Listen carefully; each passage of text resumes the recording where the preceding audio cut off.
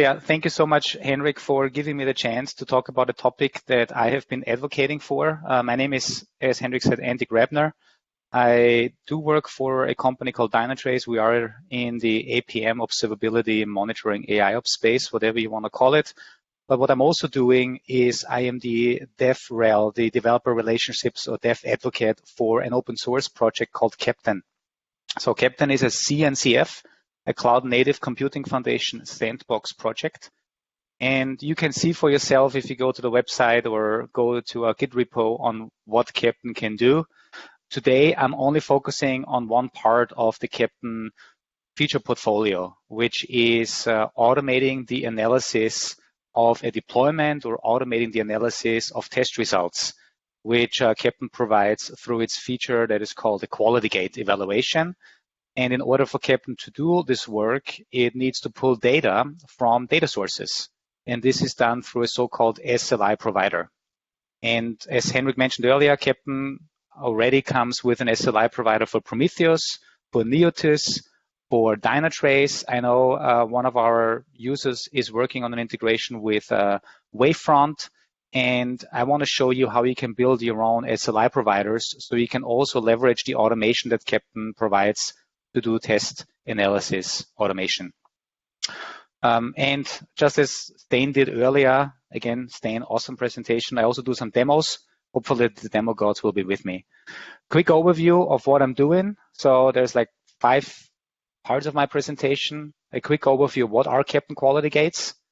I want to then focus really on a demo and show you my custom PEC SLI provider. So I wrote for this presentation my own Keptn provider that can reach out to a database of all the previous PECs, including the number of presenters and I came up with the average rating of the sessions. So something like this is the PEC SLI provider will be able to pull in, and then Keptn can analyze if this was a good PEC or not a good PEC. And then I want to give you some intro on SLIs and SLOs, which is the basic or core concept of Keptn. And then we go a little deeper technically until at the very end, hopefully you know everything that you can, so you can get started building your own SLI provider. So let's take a step back. Keptn quality gate from 1,000 or 10,000 feet. The problem that Keptn solves when it comes to the quality gates is if you have we saw earlier from Stain with his Tableau dashboards, this is a dashboard from Dynatrace, whatever test results reporting engine you're using, right? Whatever dashboard technology, yes, we can all get better in analyzing all of these tests. Every time you run a test, you look at the data, and then if you do this all over again, I'm pretty sure you get really good in it. Still, it is a manual process. And therefore, one of the capabilities that we built into Keptn is automating exactly that process, which means extracting key metrics, or we call them SLIs, service level indicators, from one or different data sources, and then comparing them either against thresholds that you've specified. So if you have the objective that your login transaction, your purchase, your checkout transaction has to finish within, let's say, 100 milliseconds, then this will be one of the objectives that you can specify. Or you can also specify that Keptn should compare your current result with previous results. So we can define whether we allow, let's say, a degradation of more than 2%, more than 5%, or more than 10% to previous runs. Otherwise, it will be flagged.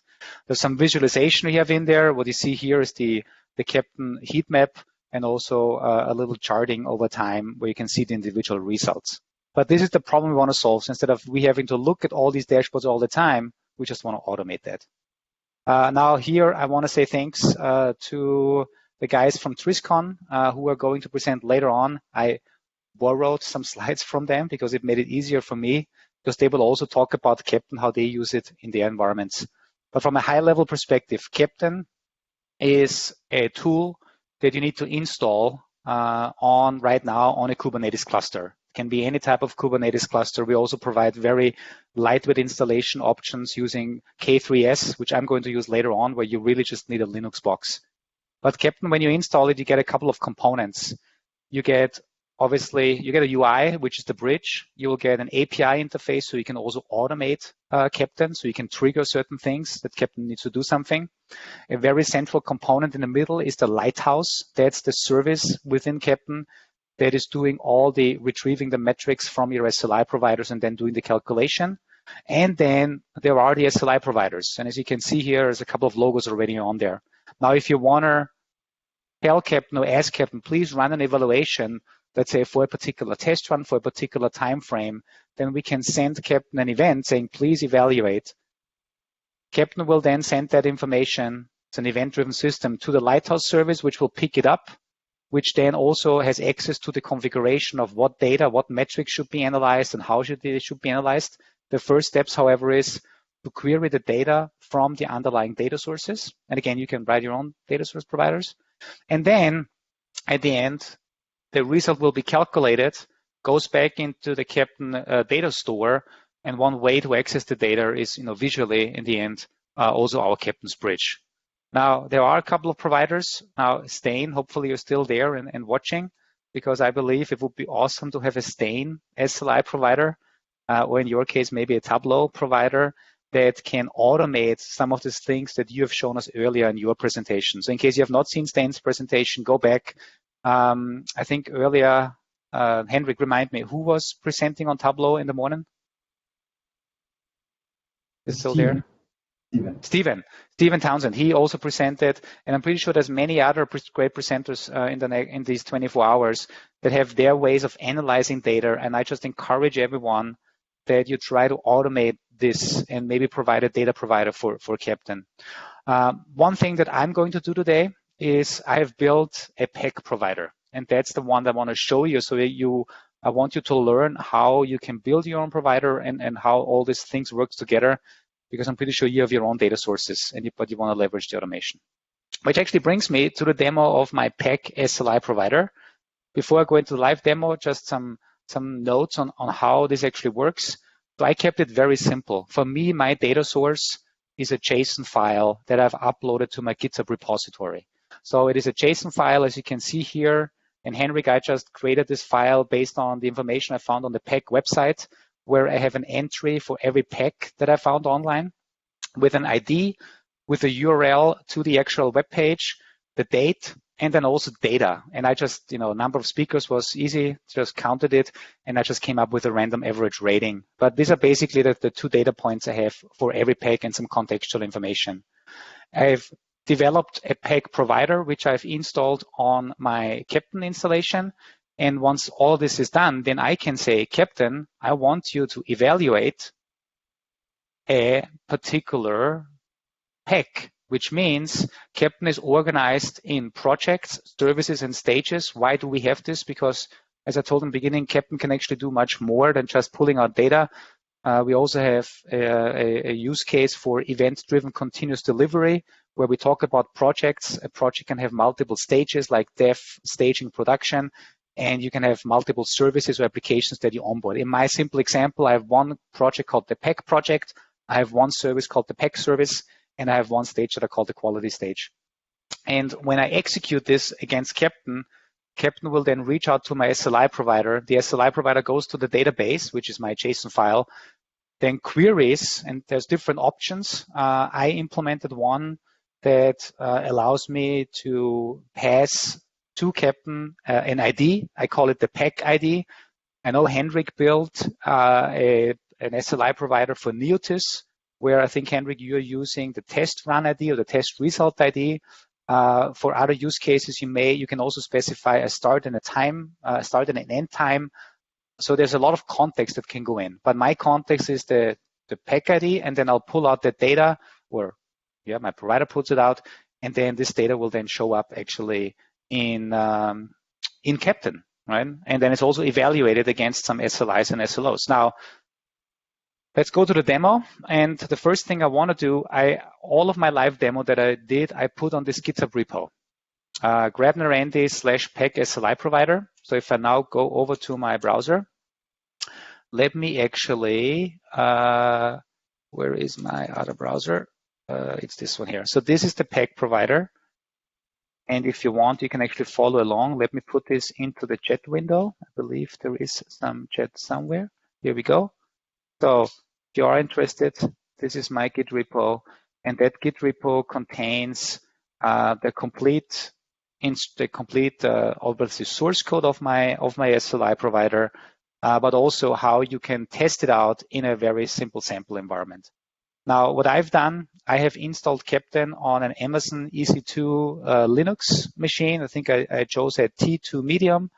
I told you Keptn uses or needs to be installed on Kubernetes. Now, maybe some of you are already familiar with Kubernetes, maybe some are not, maybe some people are afraid of Kubernetes. I was also afraid of Kubernetes. I don't think have figured it out completely. But the good news is there's a very easy installation option to install Kubernetes on a very small machine. So there's a lightweight distribution called K3S. And the only thing you need to do, and I also explained it here in my installation steps, is running this command. It actually downloads an installation command, installation bash script that on your Linux machine installs K3S. That's a lightweight Kubernetes environment, or a lightweight Kubernetes cluster. And then it automatically also installs Keptn on it, which means it installs the different components of Keptn on it, right? So that means in my case, I actually have Keptn installed. So K3S kubectl, that pods, just for those that are interested or familiar with Kubernetes. This is just my Kubernetes cluster. And in that Kubernetes cluster, I have all the different components installed, including my PAC SLI provider. That's it. All right, so what else do I have? I have, Keptn has a UI, right? That's the bridge. I told you that also in my sample, I'm actually creating a project called the PAC project with a single stage called the quality stage, and I have one service. It's called the PAC service. And what I've done in preparation, I ran through my whole script. I have already executed multiple quality gate runs. And you can see here, if I go back at 12:13, actually I ran all of them in a shell script. So I just ran all of them together. But you can see event-driven system. So I actually execute or trigger a workflow in Keptn. And my workflow was to start the evaluation. And if I go back to the last one, because you always see the data, I can see that the result that Keptn pulled out of my data source is shown here. That means every column here represents one of my 4 runs, right? This was the last run, this was the previous run, this was the second, and this was the first run.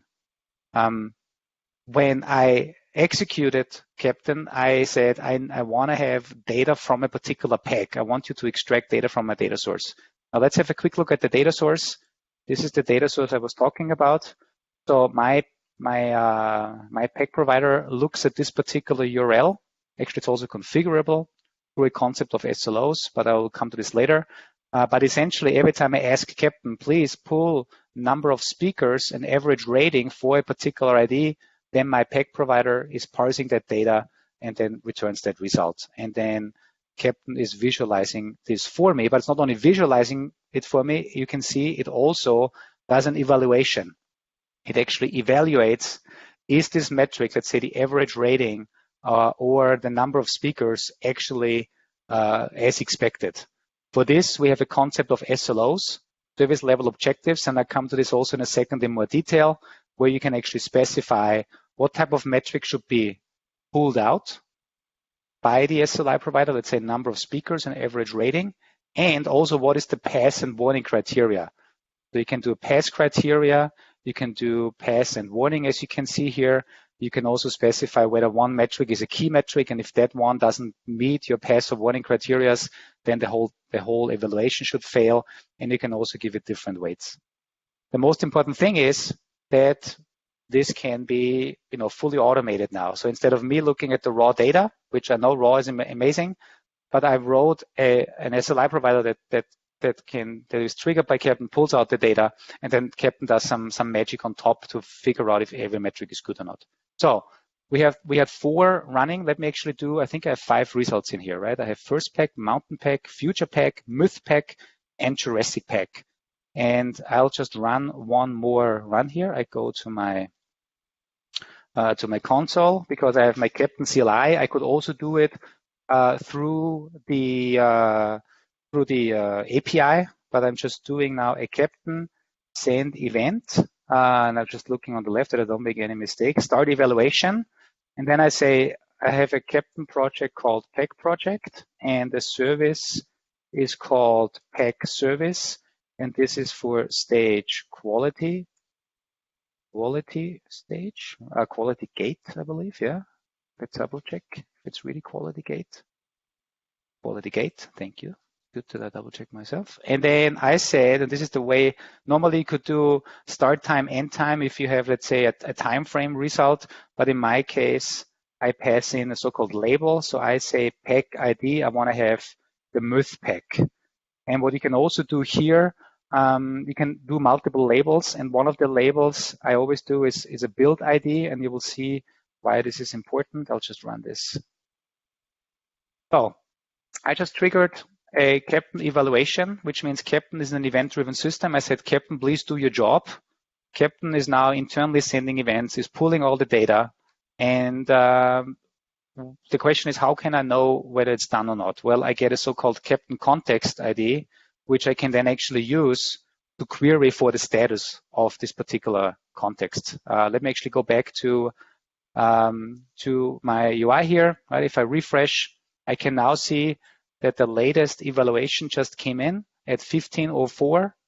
It actually failed. Why did it fail? Because the MUF PEC seems to have an average rating of only 3 point. Well, let's see what's the average rating here.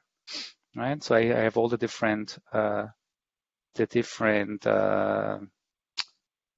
this here, right? You can see here average rating is 5, number of speakers. So you can see the number of speakers is only 11. Actually, I was making a mistake there.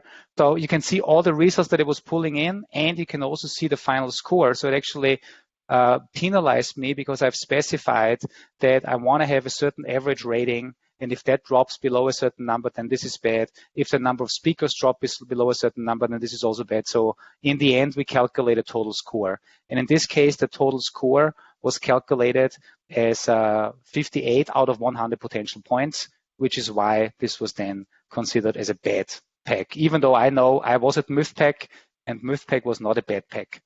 Other things we can do here, every SLI provider can add additional context to every time it does an evaluation. So because it's an event-driven system, so I can send Keptn an event back and say, this is my data, but here's some additional things, like I can do a link to MUF PEC.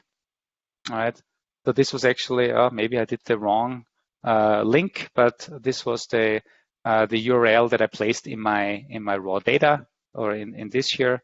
So most likely I picked the wrong URL, but this is the one that should have been found. Maybe Hendrik, I'm not sure why I pulled this up, but this is a result not found. I also have a link to the original data source. Right? So you can enrich the data. So in Keptn, in your UI, in the Keptn's bridge, you get the results, but also then actions. So if I come back to Stain, it would be great to then have a link back to your raw data in case Keptn says something is wrong. Okay? So that's kind of the idea here. All right, let's run one more. Let's do a run to build number 6, and let's do a Jurassic PEC equals Jurassic PEC. And you can see here again this ID. This is we call it the Keptn context. It's kind of like your trace ID, and it should also be the same ID. If I looked at the latest one, right? This is the Keptn context. So everything Keptn does, from reaching out to the SLI provider until it does the evaluation, everything will be done through that ID. So you can always also ask Keptn, where are we right now? What's the status? And it seems this PEC was good again because average rating is 5 now, and this is bigger than 4, and also it hasn't degraded from the previous PEC. That's kind of the idea. All right. So let me go back to my slides. Again, all the samples are also on this Git repo. Now, let me Give you a quick intro to SLIs and SLOs. We haven't looked too close to them, but this is a key concept. SLIs and SLOs and SLAs is nothing that I came up with. It's also nothing that I think Google came up with, but Google just made it really prominent and famous because they talk a lot about it as part of the site reliability engineering practices. In the end, an SLI is a metric, something we can measure, and SLO is an objective. So what do we want that metric to be if we analyze a particular time frame? And an SLA is then what happens if we miss our SLOs. So especially in production environments, if you have an SLO that says you need to be available 99.99% of the time and you're not, then you may have some legal obligations. There's a great YouTube video from Google itself where you can get the link, or you just search for it, SLIs, SLOs, SLAs. Oh my, really cool video where I got this information. Now, why is this important for Keptn? Because SLIs and SLOs and SLAs is typically something we see in production environments where your monitoring tool monitors it for you for every service, for every application, for different metrics, and then gives these values back to you for either reporting or for alerting or for justifying that you actually delivered your services based on the specification. Now, this is great in production, but we thought if we finally have organizations that sit down and define what is business relevant, what metrics tell them in production that this is a good or a bad service, but this can be response time, this can be throughput, it can be error rate, but it could also be something like how resource intensive is this system, right? How much does it cost us to run it? By looking at CPU cycles, number of database calls, if you're making calls to external services, they're all costly. So if we have people thinking about this, then we should be able to shift this left and use the same concept, the same terminology, so we speak all the same language, and analyze them with every single commit, with every single build we run, with every single deployment, after every single test. So we automatically know if a code change has a potential negative impact on metrics that are later on very important in production. And this is what we do with Keptn Quality Gates. So the implementation, and now looking a little bit behind the scenes, you have seen me earlier quickly show the SLO definition. So SLOs, service level objectives, are always specified in a positive way, which means what is my objective? This is where you can list your SLIs, so your metrics, number of speakers, average rating, and you can say my pass criteria is that a great pack needs to have at least 10 people. For the average rating, I specified a great pack needs to have at least a 4-star rating, and I'm expecting the rating to climb and not get smaller. So you see here the greater or equals plus 0%. This actually tells Keptn to compare it with the previous good pack. So the previous result we have from a pack that was actually green. And then we want to make sure that the average rating is at least higher and not smaller.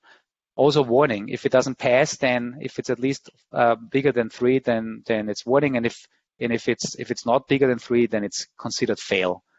And you can also specify total score, because if you have a long list of metrics, and we always calculate a range, and similar what Stain is doing, a rate in the end, a rate metric or a score between 0 and 100. You can say what's considered green, yellow, or red.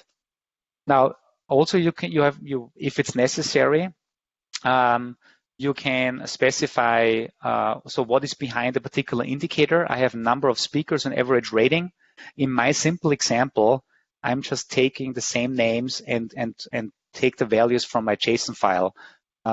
For other integrations, like for Dynatrace, we typically here do we define the query to the Dynatrace API. I think for Neoload, you have something similar, like what's the actual metric query or the internal metric name. And also, Stain, to come back to your presentation earlier, if, let's say, Tableau has a query language for a particular chart or a particular metric, then you could put it in here, and then you build something very generic. So if you evaluate that quality gate with Keptn Start Evaluation, then what Keptn does, it basically says, hey,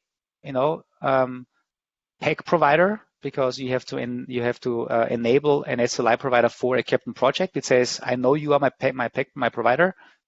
I need these metrics, number of speakers and average rating, because this is what's specified in the SLO. Then the PEG provider goes off, pulls the metrics based on all the context information it has, like the time frame, or in my case, my label. Then Keptn continues the Lighthouse service and say, okay, I got 10 speakers and a 3.5 rating. So let's figure it out. Let's compare it with our criteria, and then gives it a score, right? So in this case, number of 10 speakers, that's good. So we get a pass. By default, every metric gets a maximum score of 1 if it's good. Otherwise, if it's warning, it gets half a point, or it gets 0 points if it's failing. In this case, I get 1 point. And for the rating, 3.5 is obviously in the warning range, which means we get half of the maximum points. Now, why do I get 2.5 points? Because I specified that the average rating metric has a weight of 5. This is where the weighting comes in. You can actually specify different weightings for individual metrics, because some metric might be more important than another, which then comes up with 3.5 out of 6, which is 58%, which is obviously not what we want. And just to give another example, if we would get a much higher rating, we would get, let's say, 5.5 out of 6, it's 91%. And the great thing here is, this is also possible for any other data source. And I forgot to animate Stain's picture in here, but you get the idea. And you can write your own SLI provider. Now, how does this work? Build over build, or evaluation after evaluation. So you specify your SLIs in your SLO file, right? So what metric is important for you, and what are your pass and warning criteria? You also specify an overall score. Now, if I do my first run, and the first pack had 15 people and a 4.7 average rating, then it's 6 points. That's 100%. That's great. Mountain pack was my second. We get only 12 people. Now you may wonder, why do I get a warning? Why do I get penalized a little bit? Because I specified it has to be bigger than 10. That's great, but it also should not decrease. The greater equals plus 0% means it has to be at least as good as the previous good one, because Keptn can also compare with previous results, and so on and so forth. Future pack was the one where I put in that it had a not so great rating with 4.6, which means it degraded from previously, which is not allowed, which is why I get only 2.5 points of 5 possible points, and so on. But I think you get the idea. This is what we built. And you can pull it out, and then you can have Keptn come up with an easy score between 0 and 100, or then with green, red, and yellow. All right, a little bit more in case you want to build this yourself. So what I have in my installation, as I said, I've installed Keptn, I've installed my PEG provider. My PEG provider is using this data source, right? And it is basically also, I've defined my SLO, which defines what am I expecting, and I also have an SLI. Even though in my implementation, I ignore it if you look at my source code, because for me, the name of the indicator is the same as the name in the JSON file. But if you do a Keptn send start event, then one thing that I've implemented in the SLO YAML, you can also add additional filters. So you can actually say, what should the result file be? Here you can actually override the default one that comes from my Git repository. Which means what actually happens is when you run all of this, and as you've seen earlier, my PEG pulls the result file, says, hey, I'm asked to provide data for the Jurassic pack. It provides the data back, and then in Keptn, you'll see the final result of it. Now, going one level further deeper, technically, from an architectural perspective, because Keptn is an events-driven system, and it can do much more than just evaluation. But just so you know, if you're looking at the source code and if you want to write things yourself, when I earlier did Keptn send event start evaluation, what actually happened is the Keptn CLI was sending a cloud native event of the type sh Keptn event start evaluation to Keptn, which is picked up by the Lighthouse service. The Lighthouse service then the first thing it does, it says, hey, I'm supposed to do an evaluation for the PEC project. It goes to figure out which provider is actually configured. This is currently done through a config map in Kubernetes.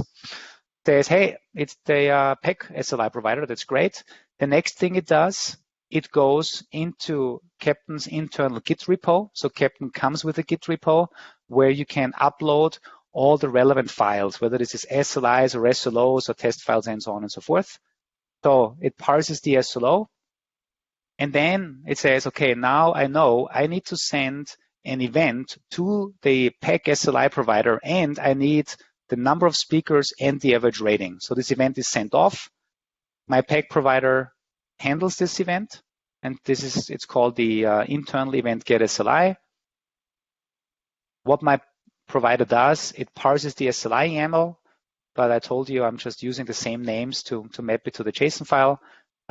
This optionally, yeah, you can also do, you can do whatever you want in your PEC provider in case you need to, in case your SLI provider needs to reach out to any data source and you need some API tokens or something like that, you can obviously store them somewhere, let's say in a Kubernetes secret, so you can query them. Then my PEC provider queries the data from the JSON file. It fills the results, and then it sends the results back via a so-called get SLI done event, where it says, here are the indicator values for the metrics that you wanted me to give you back, and here's some additional information like the link back to that particular event, which then later shows up in the UI. All right. So what's the last step? Well, we just returned the raw data for this event. Now the lighthouse comes in again and say, great, I received the data. So now let's parse the SLO again, because I want to again know, do I need to compare it with a static value or with previous ones? It parses it, it compares the values against the definition, and then at the end, it sends back an event to say evaluation done, which then also shows up in the bridge. All right. So again, this is very technical now, I know, but I think I wanted to make sure that you are understanding how all these things work, because eventually you may want to write your own data provider. Now, how can you build your own SLI provider? First, you need to install Keptn. And if you have a Kubernetes cluster, great, then just install it either on whatever you have available by following our installation instructions, or the lightweight version is what I had. I just used an Amazon Linux machine, and I just followed the instructions on the Keptn on K3S. I think it needs 1 vCPU and 4 GB of RAM, and that's it. Also, join our Keptn Slack, slack.keptn.sh, in case you have questions. We would really love to have more people join that community, and this is how you can interact with us. You can also use, if you want to build your own service, and again, this is now, I talked about an SLI provider, but there's also test providers. Henrik, for instance, has already written a provider where Keptn can then execute Neoload tests. We also have integrations for triggering a Jenkins pipeline and all sorts of things. So there's many other opportunities to contribute back to Keptn. Feel free to use my or extend my SLI provider that I've shown you with all the source code. Yeah, and as I said, yeah, you can build so many opportunities here.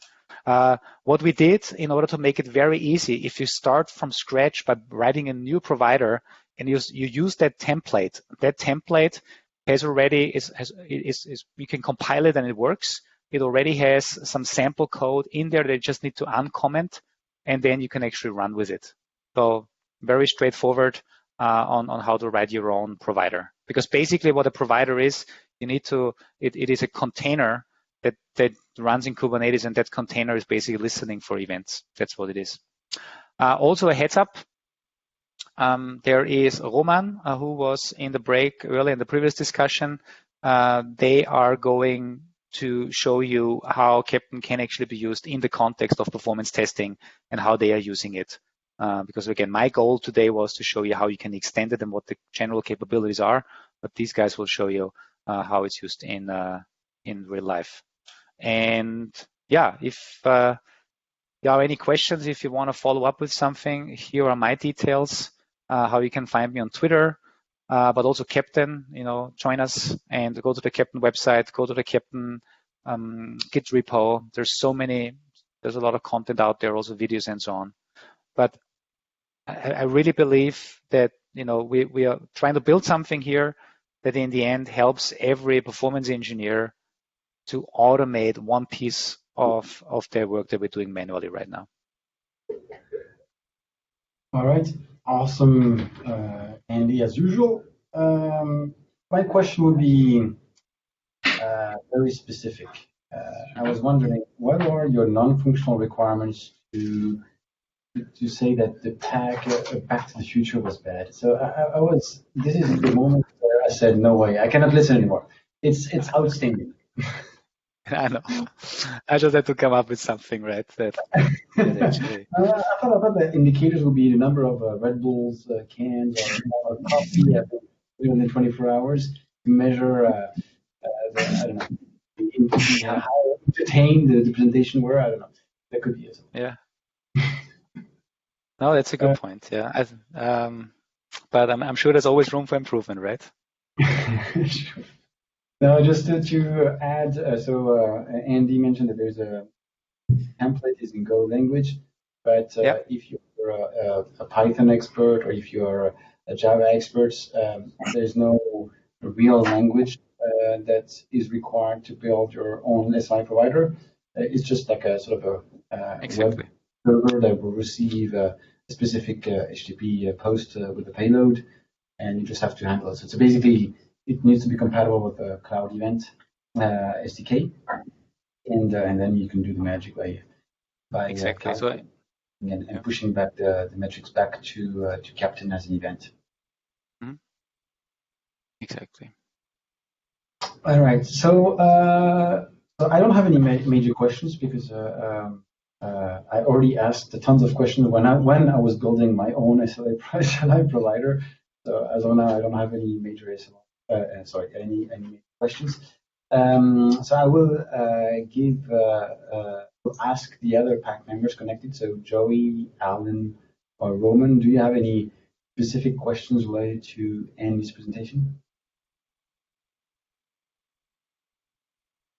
No, I don't really have questions. Right? I do have one remark though, because I really like what Keptn does. I really like how it integrates and how it acts when you pull it, and also with the mechanism that you've created, it looks real good. I do have one question in regards to the accuracy of that scoring mechanism. Is it always going to find the correct correct score for the correct test, or is it possible to get a false positive? Well, it depends on the results, I would say, that come out of your testing tool, right? Or let's say it that way. It depends on the SLI provider and what data it gives you. Now, granted, this is also why I had the discussion with Stain earlier. What Keptn expects is to get individual single values for a list of metrics. So actually, let me show you. Though I know that these guys from Roman will show a little bit more, but in the end, here's a bigger example, right? Where I basically pull out data, like let's say response time 95th percentile or 90th percentile or 50th percentile from a particular test. So the way this works is I just have an SLI provider and I tell him, please give me a single value for a particular metric for a particular test. And we are then taking this single value and then compare it with whatever you specified in your criteria. Now, this is where I guess the discussion will then come in. Well, how can you come up with a single value for a particular metric over a load test that it runs for 1 hour? And I agree with you, right? This is something where you don't want to, again, look at averages, but this is where you want to then go into look at each individual percentile. And then if you have thresholds that you should not be over that, and that's great. The default, what I always do, if I have no clue of what my threshold should be, I always go with the example that I had here in my pack provider, where I basically specify I don't want to get slower than the previous builds. So I don't want the 95th percentile be slower than before. And then in case I am, I get basically penalized by getting not enough points. And this is a way to get started. I understand. I'm not sure. Yeah. By the way, when Andy was mentioning about stains and tablets provider, I thought that Joey has a nice framework to do unit performance testing. Maybe worth to have an SLI provider to your solution, Joey. I think that could make sense. You dropped a couple times on my end, Hendrik. Oh, I did. Sorry. I was saying that when Andy was mentioning about stains SLI providers, I was thinking that maybe Joey needs to create his own SLI provider for your open source product that you're going to present in a few minutes. Because I think you can definitely check it out. You already do some comparison between two runs. You showed me. I mean, I had the pleasure to see that. You will see. So I'm spoiling. I'm a spoiler at the moment. I'm already talking about what you can present. But I think it would be meaningful to do that.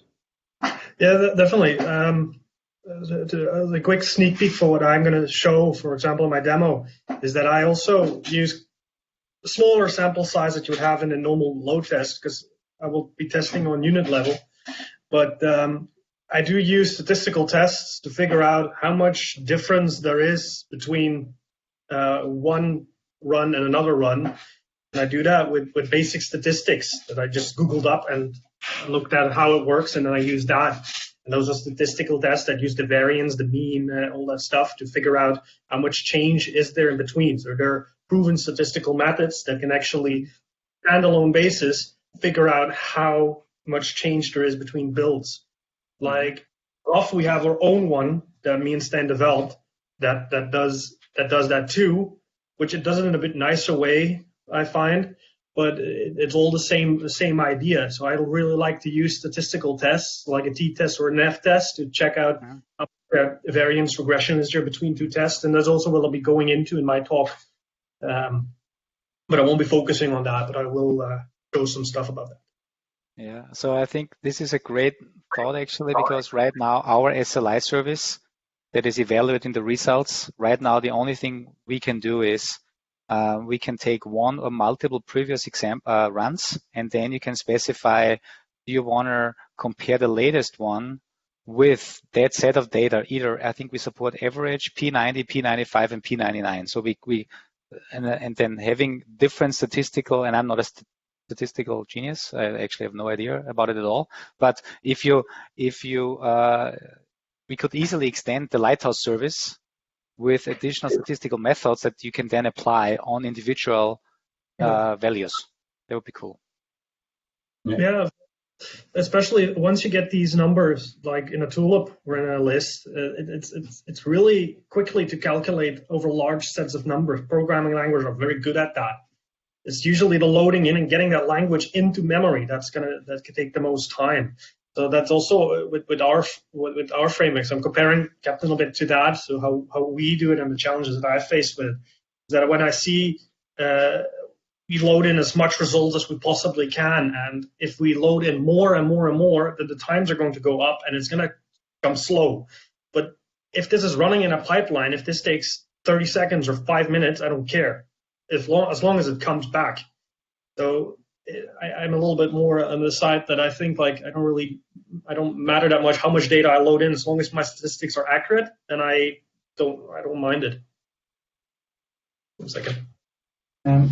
Just Andy, question about Keptn. So if you have at the moment there's only two test strategy, functional and performance, no? Can you say that again? In Keptn at the moment there's only two type of test strategy, or there's no. There's no limit. So test strategy, I mean, this is something that I didn't show today, but it's basically the Keptn's ability to also trigger a testing tool before he does the evaluation. You can specify whatever value you want in that test strategy.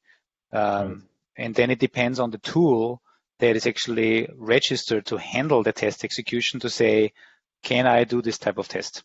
Yeah. Yeah. Okay. No, because I was again related to Joey's framework, our open source product that he came up. So you could definitely create a sort of a test strategy unit level service provider or testing provider, I would say. So I think that would be also another suggestion, Joey, as well. Any other questions, Roman, Alan? Just another remark on the same topic. I think it's the perfect back reference to the previous talk about having raw data, because the initial question was, can you have false positives? Of course, you can have false positives.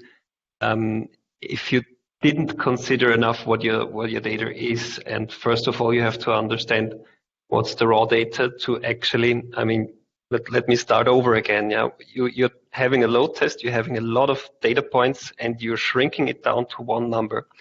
So simply speaking, with huge data comes huge responsibility.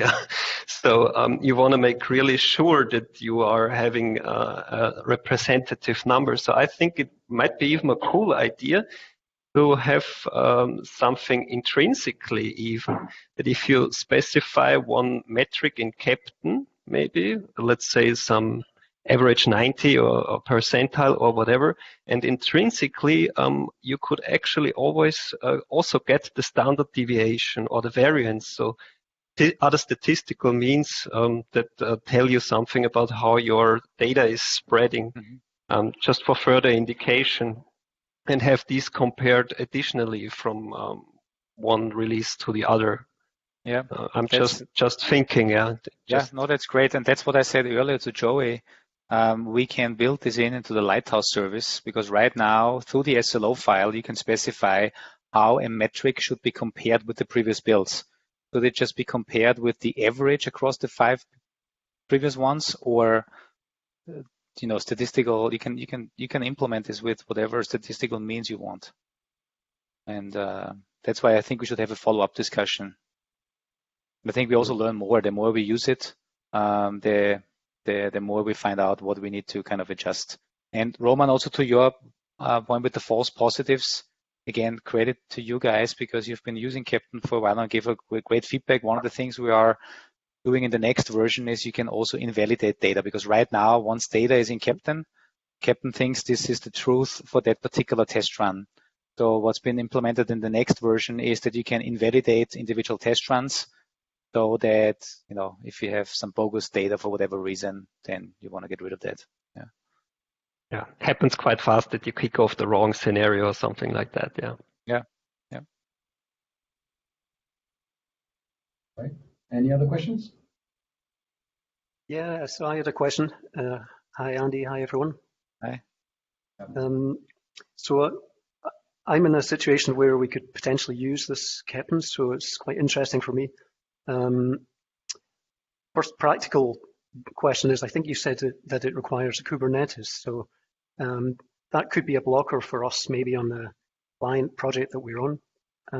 Is there any likelihood of getting a version that would not require this?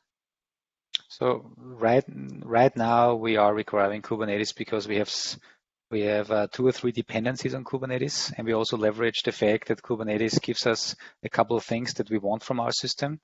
Right? We want to make sure that our services are up and running, and then otherwise, Kubernetes takes care of a lot of things. But what I did, I just used a very simple Linux machine. I don't care about Kubernetes that much from an end user perspective, because we can install Keptn on a K3s or on a micro Kubernetes or Minikube. We can install it on all sorts of very small, lightweight Kubernetes clusters.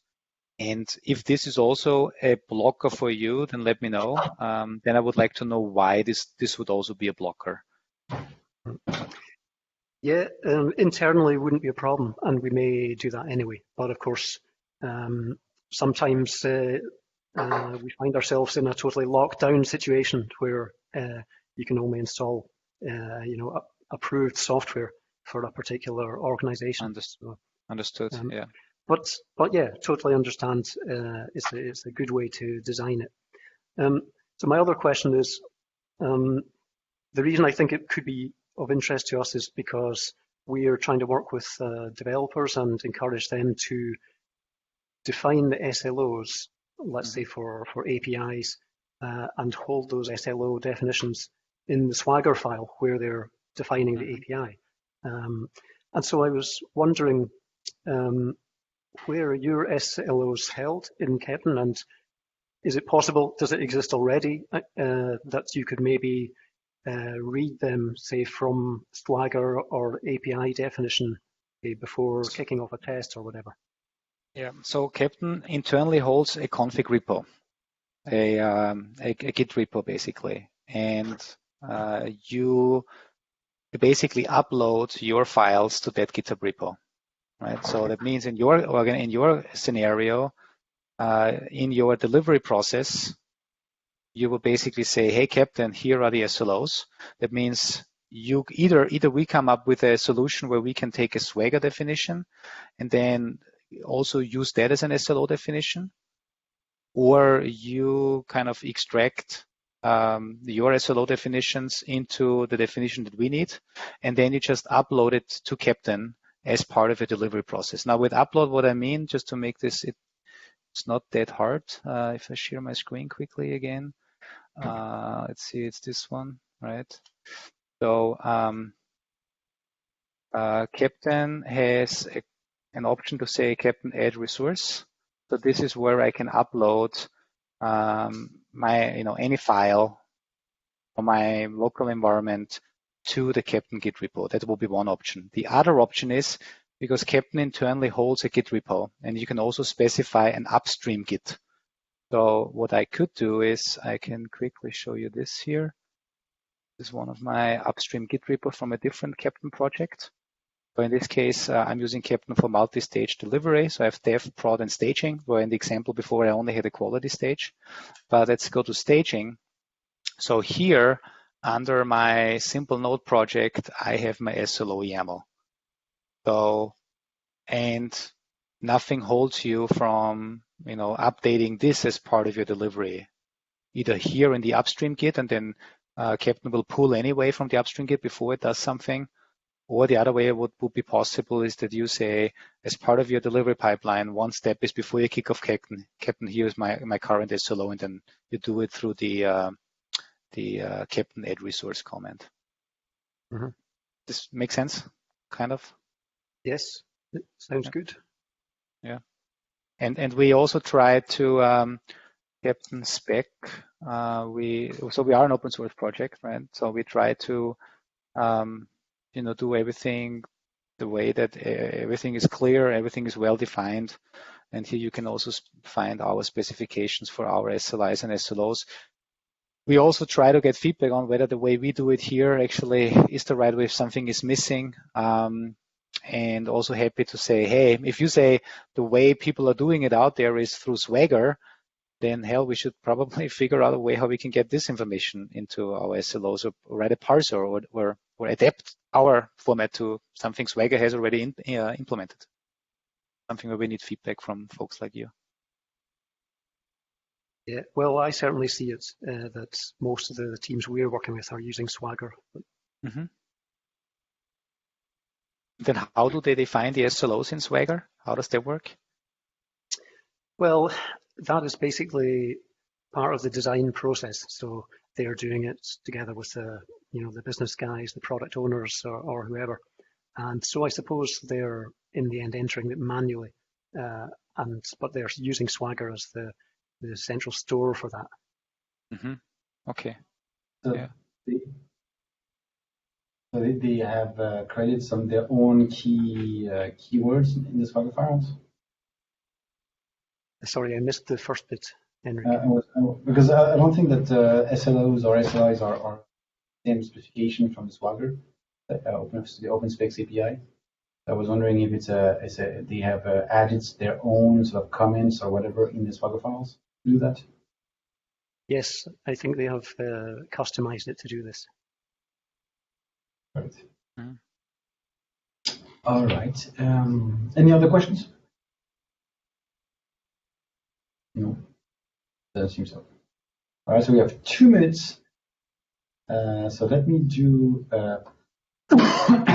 a technical break, and then Alan can continue with the next speaker. So let me just launch a small break. Even if we want to take 15 minutes break, it's just a small break. I'll be back in 2 minutes. Try to be back in 2 minutes. All right. See you in 2 minutes.